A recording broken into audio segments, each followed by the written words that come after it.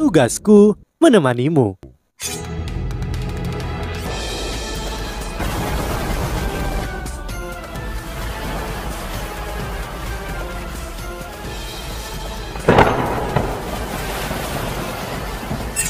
Hai sahabat Pasuk, kembali lagi bersama alur cerita versi novel Solen 2 Sekte Tang yang tak tertandingi. Jangan lupa like, subscribe, dan nyalakan tanda lonceng. Mari kita lanjutkan. Aku jelas merasa bahwa kekuatan jiwanya muncul dalam bentuk inti jiwa itu sangat kuat.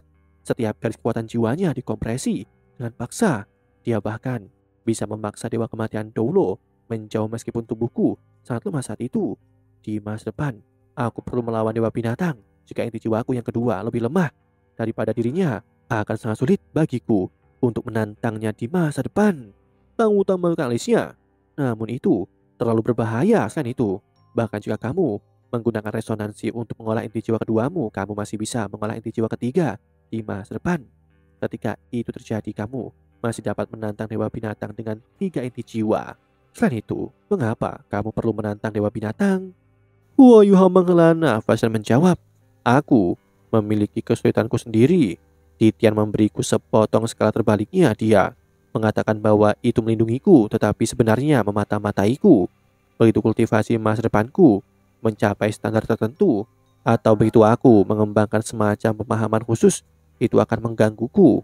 Untuk menghapus skala terbalik ini, aku harus mengalahkan Titian. Kalau tidak, aku tidak akan bisa mencapai puncak di masa depan. Saat dia berbicara, dia membuka kancing di bagian depan kemejanya dan mengungkapkan potongan skala terbalik ke Tang Wutong. Ketika Tang Wutong melihat skala terbalik hitam pekat, tatapan marah melintas di matanya. Titian!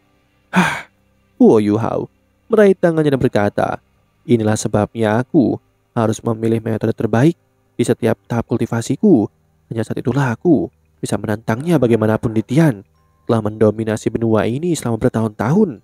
Ada alasan mengapa dia yang terkuat. Tang Wutong menoleh dan menatap Huo Yuhao. Dia bertanya dengan serius, jika kamu menggunakan pelengkap yin yang, seberapa yakinkah kamu? Juga pernahkah kamu memikirkan fakta bahwa kamu harus mengolah inti jiwa ketiga? Jika tidak, kamu tidak akan menjadi Lim Doulo. Jika kamu menggunakan resonansi sebagai gantinya, kamu akan menggunakan metode yang sama ketika datang ke inti jiwa ketigamu. Itu lebih sulit dibandingkan dengan inti jiwa keduamu. Namun bagaimana kamu akan melakukannya jika kamu menggunakan pelengkap yin yang? Setidaknya aku tidak punya petunjuk. Titian telah terkenal selama ratusan ribu tahun, tetapi dia hanya memiliki 2 inti jiwa. Bukankah dia menginginkan inti jiwa ketiga? Dia pasti belum berhasil sejauh ini. Ini menunjukkan betapa sulitnya mengolah inti jiwa ketiga setelah menggunakan pelengkap yin yang untuk mengolah inti jiwa kedua. Ya, setelah mendengarkan kata-kata Tang Wutong, Huo Yuhao mengangguk. Dia pasti tahu bahwa kata-katanya sangat logis. Namun dia marah. Wutong, metode apapun yang digunakan, inti jiwa ketiga selalu menjadi mitos. Ketika aku memilih untuk membentuk inti jiwa pertama aku melakukannya untuk meningkatkan kecepatan kultivasiku. Aku tidak yakin apakah aku bisa terus menciptakan keajaiban ketika sampai pada inti jiwa ketiga aku. Namun aku percaya bahwa aku dapat menantang Dewa Binatang Titian, bahkan jika aku tidak menjadi Lim Doulo. Jika aku menggunakan pelengkap yin yang untuk mengolah inti jiwa keduaku. Jangan lupa bahwa aku juga seorang istri jiwa kelas 9. Ketika aku menjadi Doulo Transcendent di masa depan, aku dapat mencoba menjadi istri jiwa kelas 10. Itu sebabnya aku benar-benar ingin mencobanya. Tang Wutong mengangguk berkata, seberapa percaya dirikah dirimu? Atau lebih tepatnya, apa yang bisa kamu andalkan? Jika terlalu berbahaya, aku tidak akan membiarkanmu mencobanya sama sekali. Huo Yuhao menjawab, jujur saja aku sedikit percaya diri.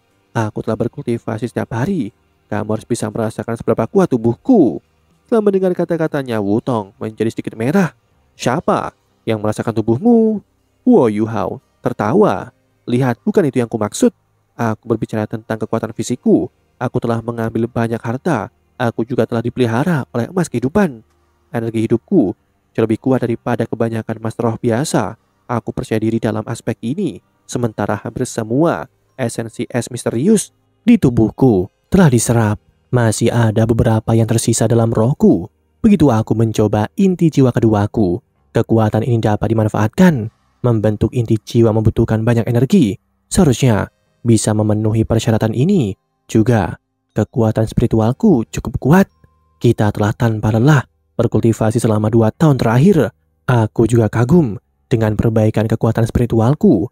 Aku tidak yakin tentang tingkat tepat kekuatan spiritualku sekarang, tapi aku merasa bahwa aku berada di tingkat seorang Dolo Transcendent. Ini akan membantuku dengan kendali kekuatan jiwaku yang jauh melebihi orang biasa. Aku benar-benar ingin mencobanya, bahkan jika itu berbahaya. Aku akan mengundang Ratu Aswan untuk melindungiku. Aku yakin aku bisa mengatasi bahaya pada waktunya. Melihat bahwa dia begitu gigih, Tang Wutong mengangguk setelah merenung sejenak. Dia menjawab, "Baiklah kalau begitu, kamu bisa mencobanya, namun kamu tidak boleh memaksakan masalah ini."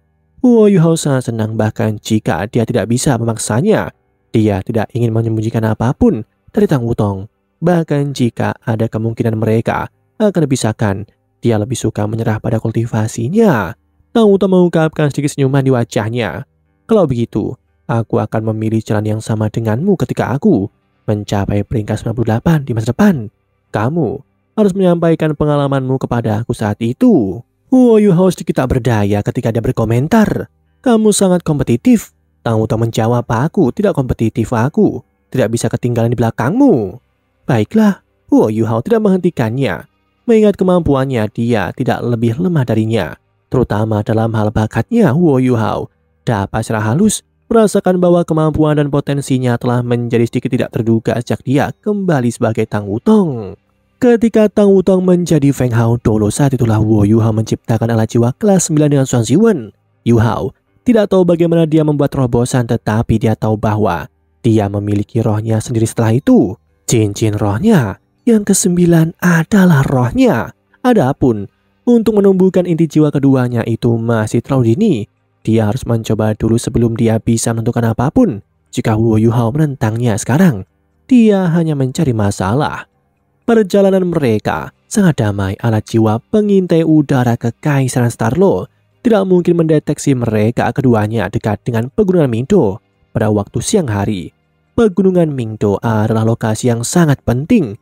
Di sini ada banyak alat jiwa pengintai udara. Selanjutnya, pasukan Kekaisaran Starlo juga telah dikerahkan kembali. Meskipun sulit untuk mengatakan seperti apa penyebaran ulang itu, sepertinya ada perubahan besar. Tanpa ragu, perubahan ini dibuat sesuai dengan strategi pertempuran Kekaisaran Ryu.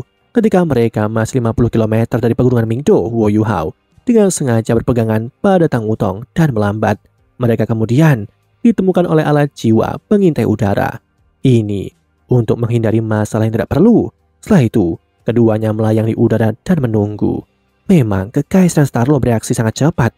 Hanya dalam waktu singkat, sekelompok monster terbang ke arah mereka menggunakan alat jiwa tipe terbang.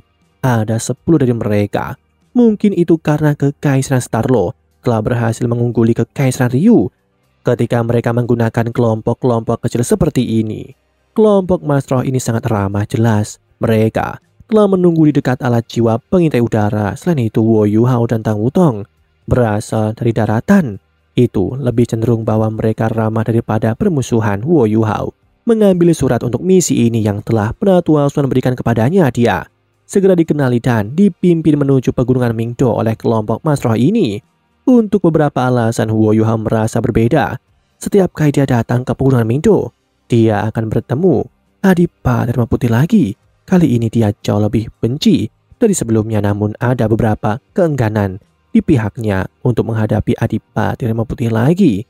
Setiap kali dia memikirkan bagaimana Adipati Rema Putih memeluknya dan terbang ke langit, dia akan memiliki semacam perasaan aneh. Bahkan jika dia tidak mau mengakuinya, dia tahu bahwa dia bangga memiliki ayah seperti dia.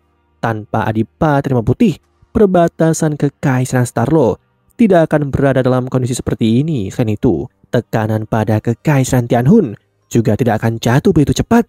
Adipati Rema Putih memang sosok batu pijakan. Tang Wutong berbisik, "Apakah kamu sedikit gugup?" Huo Yuhao memaksakan tawa. "Tidak, aku tidak gugup." Tang Wutong terkekeh berkata, "Beraninya kau menyangkalnya. Tanganmu sudah penuh keringat. Jangan khawatir, aku di sisimu." "Hah, baiklah." Setelah mendengar kata-katanya, Huo Yuhao merasa jauh lebih lega.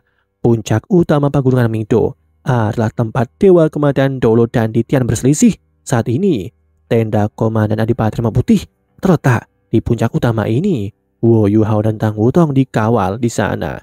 Terbukti pegunungan ini telah melalui beberapa perubahan. Itu sangat rata sekarang, ujung-ujungnya dipenuhi dengan alat-alat jiwa yang membuatnya seolah-olah ada formasi jiwa yang hadir. Di antaranya ada meriam silang ilahi Zuge. Itu bahkan hadir dalam jumlah terbesar. Di belakang ada tenda-tenda lain. Adipati Rema Putih telah memilih gunung ini untuk menempatkan tenda komandannya karena pemandangannya yang terbaik dari sini. Situasi di Kekaisaran Ryu bisa paling mudah diamati dari puncak gunung ini. Dalam hal pengintaian, Kekaisaran Starlo memang melakukan banyak kerja keras. Setidaknya dalam hal pertahanan, alat pengintai jiwa ini telah sangat membantu. Pada beberapa kesempatan, beberapa penetrasi skala kecil oleh instruksi jiwa dari Kekaisaran Ryu ditemukan dan ditangani pada waktunya. Saat mereka mendarat, Wo Yuhao dan Tang Wutong langsung dibawa ke tenda oleh kelompok Mas Roh yang telah menerima mereka. Bahkan, sebelum dia masuk, Wo Yuhao melepaskan deteksi spiritualnya. Seperti yang sering dilakukannya, ada lebih dari 10 orang di tenda. Masing-masing orang mereka juga sangat dominan dan cukup kuat, namun tidak ada dari mereka yang memperhatikan deteksi spiritual Wo Yuhao. Wo Yuhao memegang Tang Wutong saat dia berjalan ke tenda. Begitu dia masuk, dia menjadi fokus perhatian semua orang. Ada sebuah meja besar di tengah tenda. Adipati Rema Putih berdiri di tepi tengah tenda. Ketika dia melihat Wo Yuhao, ekspresi terkejut melintas di wajahnya. Dai Yuheng dan Dai Loli keduanya ada di sana.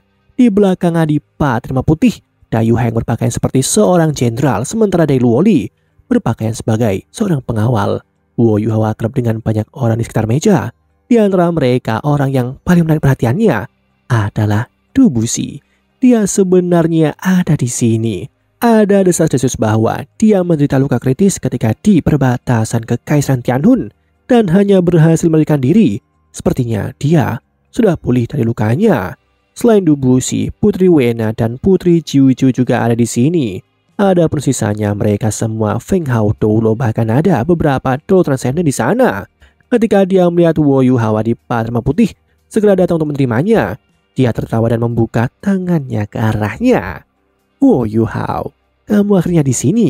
Senang bertemu denganmu lagi. Sebelum Wo Yuhao punya waktu untuk bereaksi, Adipati Rema Putih memberinya pelukan. Wo Yuhao merasakan jantungnya bergetar. Dia tanpa sadar membuka lengannya dan memeluknya kembali, namun ada sedikit denyutan di matanya. Setelah pelukan, Adipati Rema Putih juga menyapa Tang Wutong. Ketika dia melihat Wo Yuhao lagi, ada ekspresi menggoda di wajahnya. Wo Yuhao dan Tang Wutong telah berpegangan tangan dan berjalan bersama sebelumnya. Dia jelas melihatnya. Dai Luoli mengikuti Adipati Rema Putih Dai Hao dan dia menatap Wo Yuhao dengan mata penuh semangat.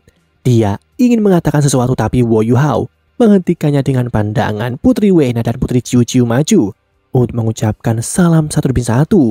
Dari sudut pandang mereka, Wo Yuhao secara alami tidak bisa dibandingkan dengan orang-orang yang berdiri di dalam tenda dalam hal kekuatan, tetapi dalam hal status, ia berada pada status yang sama dengan orang lain atau bahkan mungkin lebih besar. Dia bisa dianggap sebagai tokoh kunci yang telah mengubah gelombang pertempuran. Wo Yuhao menyapa semua orang satu demi satu. Para Feng Hao Doulo memiliki ekspresi berbeda ketika mereka memandangnya. Tubuh Doulo Dubushi tidak memiliki ekspresi sama sekali, tetapi Feng Hao Doulo lainnya kebanyakan bereaksi dengan kaget. Wo Yuhao dan Tang Wutong adalah yang terakhir datang dari semua orang yang berpartisipasi dalam operasi ini. Beberapa yang lain sudah di sini selama 1 atau 2 hari, sementara ada yang sudah di sini selama 6 atau 7 hari. Meskipun Wo Yuhao dan Tang Wutong tidak terlambat, perbedaan itu menyebabkan beberapa individu yang paling kuat di dunia Mas Roh menjadi tidak senang. Adipati Rema Putih memegang tangan Wo Yuhao dan berjalan masuk bersamanya sebelum dia berbalik ke orang lain dan berkata, "Ayo, izinkan aku membuat perkenalan. Wo Yuhao adalah siswa berbakat dari Akademi Strik dan dia dikenal sebagai mata Asura. Jangan memandang rendah dia karena dia masih muda. Saat itu, dia sangat membantu kami dan Kekaisaran Starlo mungkin tidak akan mampu merebut kembali pegunungan Mingdo tanpa dia." Demikianlah kisah untuk kali ini. Sahabat Pasuk, jangan sedih, jangan bimbang, apalagi galau.